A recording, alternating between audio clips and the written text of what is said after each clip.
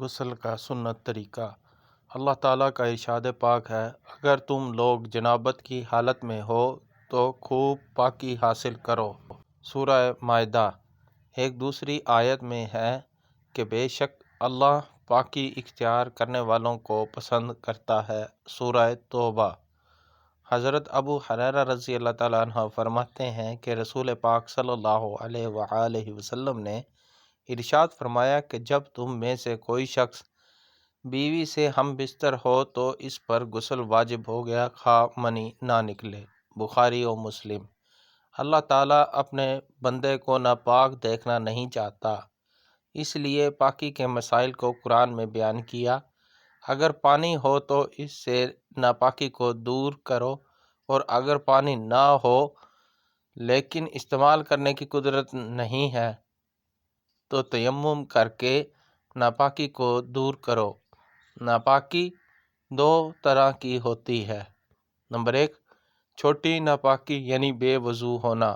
اس ناپاکی کو دور کرنے کے لیے شریعت نے سنت کے مطابق وضو کرنے کا مشروع قرار دیا ہے۔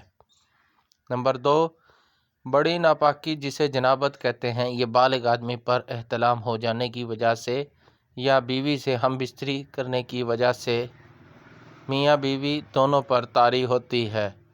اسی طرح عورت پر ایام مخصوصہ کے زمانے میں اور بچہ جننے کے بعد چند ہفتوں تک یہی ناپاکی طاری رہتی ہے۔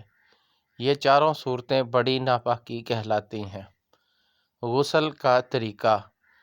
ان سے پاک ہونے کا طریقہ جو احادیث میں بتایا گیا، اسی طرح سے اپنے آپ کو پاک کرنے کی کوشش کی جائے۔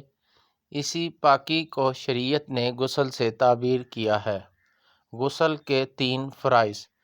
نمبر 1، کلی کرنا۔ نمبر 2، ناک میں پانی ڈالنا۔ نمبر 3، تمام بدن پر پانی بہانا۔ ان فرائض میں سے اگر ایک بھی فرض رہ گیا تو غسل درست نہ ہوگا اور آدمی ناپاک ہی رہے گا۔ اس حالت میں نہ نماز صحیح ہوگی اور نہ ہی تلاوت قرآن۔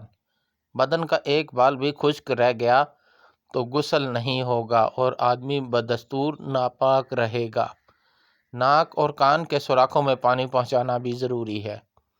انگوٹھی یا چھلا اگر تنگ ہو تو اس کو ہلا کر اس کے نیچے پانی پہنچانا بھی لازم ہے، ورنہ غسل نہ ہوگا۔ غسل کی سنتیں۔ نمبر 1، دونوں ہاتھ گٹھوں تک دھونا۔ نمبر 2، استنجا کرنا اور جس جگہ بدن پر نجاست لگی ہو اسے دھونا۔ نمبر 3، ناپاکی دور کرنے کی نیت کرنا۔ نمبر 4، پہلے وضو کر لینا۔ نمبر 5، تمام بدن پر 3 بار پانی بہانا۔